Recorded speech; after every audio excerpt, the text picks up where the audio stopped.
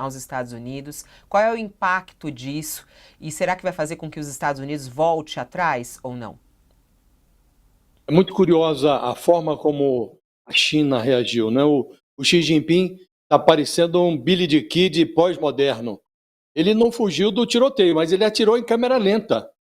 Ele foi arrastado pelo Trump para esse faroeste comercial e reagiu com método, com sofisticação. O Trump atirou primeiro, atirou a esmo, impôs tarifa de 10% sobre todas as exportações da China, e a resposta chinesa foi mais sofisticada. O Xi Jinping sacou a arma, mas ele desenhou a trajetória da bala antes de puxar o gatilho.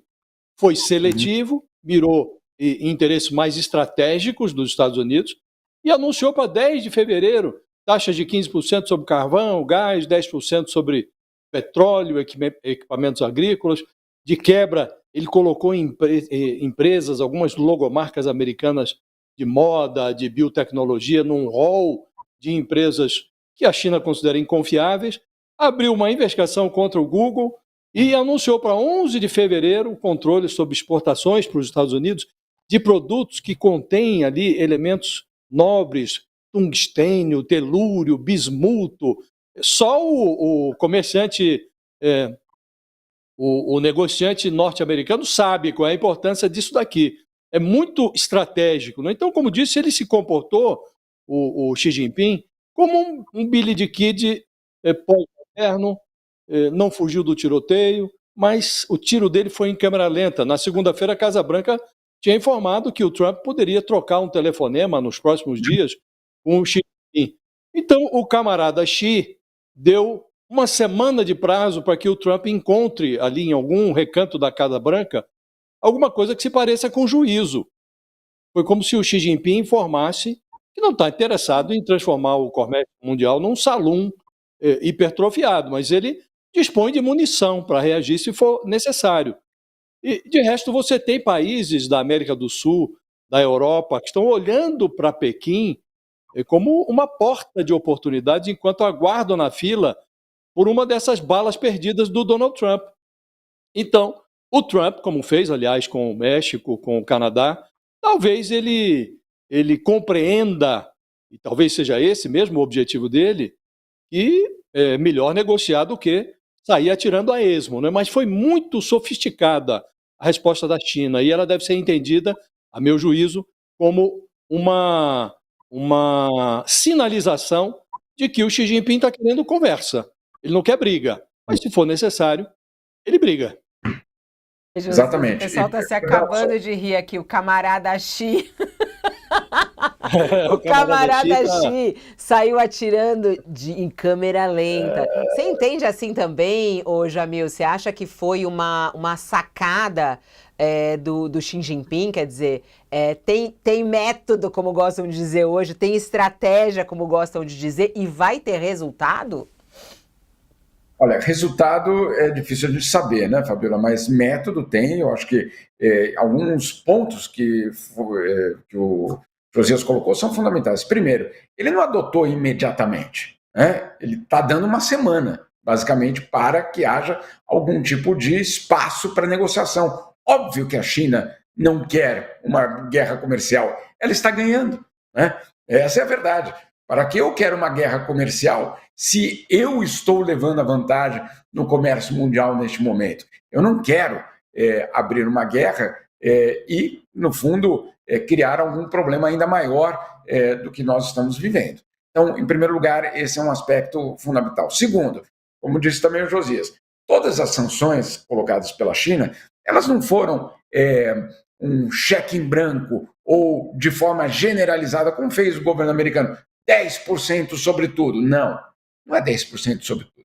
É 15% sobre empresas específicas, setores específicos que vão causar um dano específico para a atual gestão de Donald Trump. Então, isso é muito importante a gente entender que houve sim um método. Agora, qual pode ser o resultado disso tudo? Claro, um novo entendimento, algum tipo de pacto no qual a China se compromete, por exemplo, a investir mais nesse setor ou no outro, ou a reduzir o déficit comercial dos Estados Unidos, ajudar a reduzir o déficit comercial dos Estados Unidos, etc, etc. Então, sim, há um espaço para negociação. Agora, a China vem numa posição, Fabiola, muito cômoda, muito cômoda.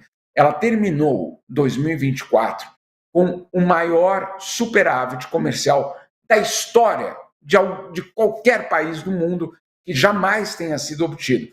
$1 trilhão não é o valor da exportação chinesa ao mundo, é o superávit que a China acumulou em 2024 só no setor comercial. Então ela vem com um colchão extremamente poderoso, extremamente confortável para negociar com Donald Trump.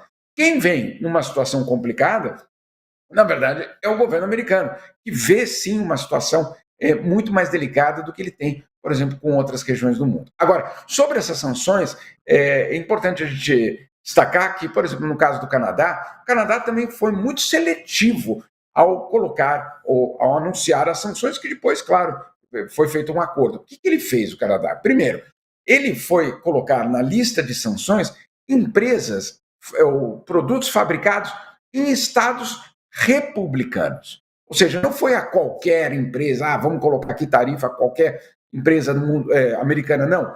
Vamos ver aonde vai doer na base de Donald Trump. Então, quais produtos são fabricados em áreas, em regiões em que os trabalhadores, empresários, principalmente, vão dizer, puxa, eu votei por ele agora, estou sofrendo para exportar o meu produto. Então, esse era o objetivo das sanções canadenses. E, claro, teve também o caso de Ontário, que suspendeu o contrato com a Starlink de Elon Musk. Elon Musk, basicamente, o braço direito, esquerdo, a perna direita, a perna esquerda de Donald Trump no governo americano neste momento. Ainda ficando entre China, daqui a pouco a gente volta para essa história do Canadá e do México, que eu acho também que é muito importante, tem uma coluna sua muito boa a respeito disso, mas ainda falando sobre essa história de China e Estados Unidos, tem uma matéria agora no jornal Folha de São Paulo, falando que Pequim ainda quer conversar com os Estados Unidos. Mas falando também de qual vai ser o impacto disso no Brasil. Essa é uma análise de um entrevistado aqui, um ex-conselheiro econômico chinês.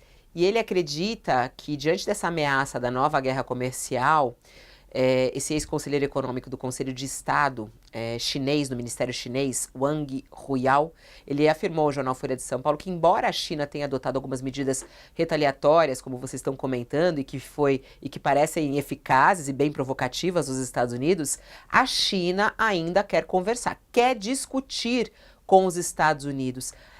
Começando com você agora, o Jamil, você acha que há essa possibilidade de Donald Trump e Xi Jinping conversarem, sentarem à mesa de negociação, como Trump fez com o México e o Canadá? Sem dúvida nenhuma, Fabiola, existe sim essa opção.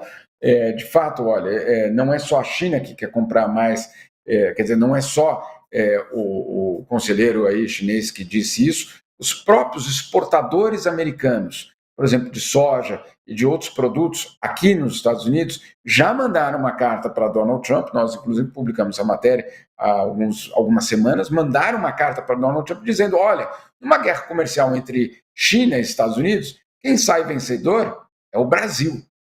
Então, os próprios americanos colocaram essa questão ao governo americano, dizendo, olha, ok, vamos lá, vamos reduzir a dependência em relação à China, mas para o meu setor especificamente, eu perco que a possibilidade de exportar para a China algo que outros concorrentes também fazem, entre eles o Brasil.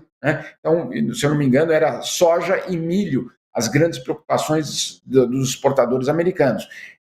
Tudo isso leva tanto a pressão doméstica como essa pressão internacional podem levar Donald Trump a negociar. Donald Trump é um negociador, ele usa do bullying, da chantagem, da violação do direito internacional, ele faz tudo isso justamente para se posicionar de uma outra forma, ou no mercado, ou na mesa de negociação, ou nas organizações internacionais. Sim, negociar é a palavra-chave no caso do Donald Trump. O problema é que, claro, o método que ele utiliza é um método violento, é um método que na praxe diplomática basicamente não existe em livro nenhum essa chantagem, essa mistura de chantagem e bullying não existe. Agora, o que ele está tentando fazer, e isso aí fica muito claro em todas as organizações, todas as negociações internacionais, é criar uma ruptura. Donald Trump está criando uma ruptura internacional muito profunda justamente para tentar reposicionar os Estados Unidos num lugar que ele gostaria que os Estados Unidos estivesse. A grande pergunta não é só de tarifas, é obviamente se a economia americana, se a produção americana e se, claro, se a competitividade americana dão conta dessa ruptura que Donald Trump propõe. Você acha, Josias, que há aí um caminho